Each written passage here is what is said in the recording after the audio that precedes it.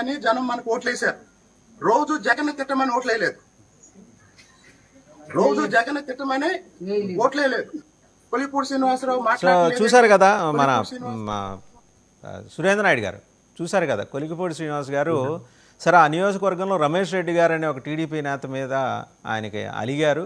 ఆయనకి కేసినేని చిన్ని గారు ఆయన బ్యాక్ చేసుకుంటూ ఈయనకి సాబిటైజ్ చేస్తున్నారు అనేది ఈయన అభియోగం. ఇన్ఫ్యాక్ట్ ఆయన అభియోగం మాట్లాడితే కేసినేని చిన్ని మీద చాలా అభియోగాలు ఉన్నాయి, ఇది ఒక్కటే కాదు.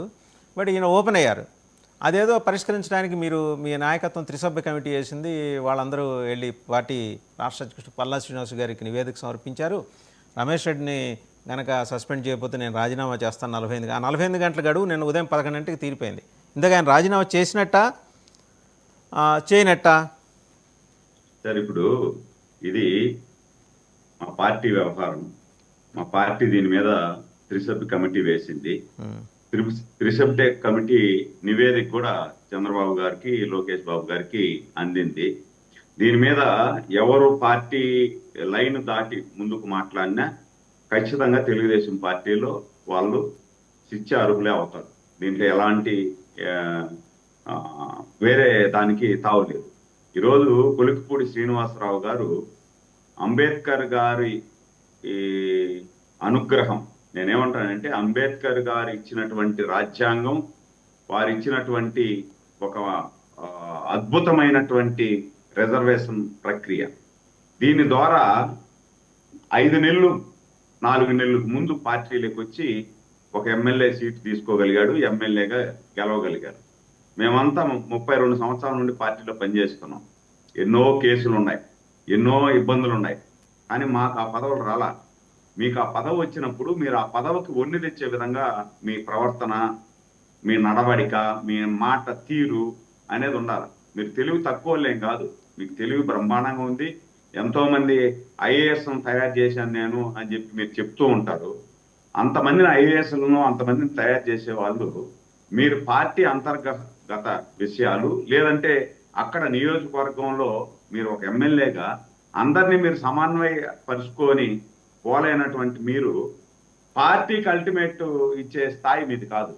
అందుకే ఇప్పుడు పార్టీ కూడా అంటే పురాణాలలో శ్రీకృష్ణుడు ఉన్నాడు కదా, పురాణాల్లో శ్రీకృష్ణుడు కూడా 100 తప్పులు కాస్తారంటారే, ఆ విధంగా 100 తప్పులు తీరిపోతే ఏం చేయాలనో అది చేశారు కృష్ణుడు కూడా. రేపు అదే జరుగుతుంది కొలికిపూడి శ్రీనివాసరావు గారికి కూడా. రేపు ఎవరైనా సరే, నేనైనా సరే, పార్టీ లైన్ కట్టు దాటి ప్రవర్తిస్తే నా మీద కూడా చర్యలు ఉంటాయి. క్రమశిక్షణ రహితంగా మనము ఏదంటే అది మాట్లాడటము, అది కూడా ఒక బాధ్యతాయుతమైనటువంటి స్థానంలో ఉండి దాదాపు మీరు ఒక 20-30 సార్లు ఈ విధంగా పార్టీ కట్టు దాటి బయట వచ్చేసారు. లాస్ట్ టైం మిమ్మల్ని చంద్రబాబు గారు పిలిచి మందలించడం కూడా జరిగింది. మందలించి మీ రూటు మార్చుకోండి, రూటు మార్చుకోకపోగా 48 అవర్స్ మీరు డెడ్ లైన్ పెట్టడం అయింది, రాజీనామా చేసేయండి. అయితే ఇప్పుడు మీరు 48 గంటల్లో నేను తీసుకోకపోతే రాజీనామా చేస్తాను, రాజీనామా చేసేయండి. ఎవరు ఇప్పుడు ఇక్కడ ఎవరి బెదిరింపులు బెదిరేదానికి తెలుగుదేశం పార్టీ లేదా సార్? ఇప్పుడు 43 సంవత్సరాల సుదీర్ఘ రాజకీయ ప్రయాణంలో ఎంతో మంది ఎస్సీ, ఎస్టీ, మైనారిటీ, బీసీ వర్గాలని అన్ని పార్టీల్లో, ఉమ్మడి ఆంధ్రప్రదేశ్లో ఉన్నటువంటి అన్ని పార్టీలలో తెలుగుదేశం మూలాల నుండి వచ్చినటువంటి ఉద్దండులు ఈరోజు రాజకీయం చేస్తున్నారు.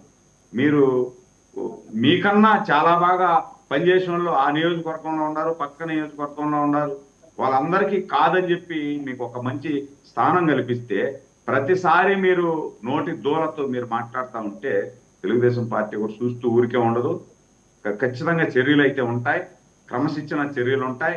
లేదు మీ మాటకు మీరు కట్టుబడి ఉంటాను అనుకుంటే మీరు ఏదైతే చెప్పారో 48 అవర్స్ అది మీరు చేయండి, మాకేం అభ్యంతరం లేదు. కాకపోతే తెలుగుదేశం పార్టీ అనేది ఒక నియమ నిబద్ధతతో ఉండే పార్టీ. మీరు దీంట్లో ఎలా పడితే అలా మాట్లాడతాను, ఎలా పడితే అలా చేస్తాను అంటే తెలుగుదేశం పార్టీలో కుదరదు. లక్ష్మణరావు గారు, ఇప్పుడు ఆయన్ని కూడా మీరు తీసేసుకుంటున్నారా? పిఠాపురం వర్మ